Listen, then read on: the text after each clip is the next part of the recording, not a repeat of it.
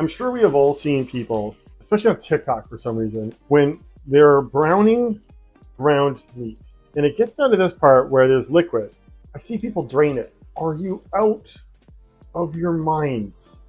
Keep browning it. That is a ton of flavor. You are pouring flavors down the drain. All your onion, olive oil, salt and pepper. Like, never do that. Ever, ever, ever, ever. Okay, so we checked our salt levels.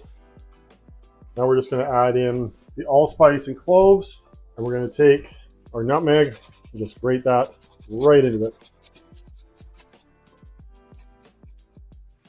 That should do it. Okay. Combine that. Again, keep scraping all that caramelization off of the bottom. Then just add in all your fresh sage. And now we're ready to add back in potato, chicken, and pork stock.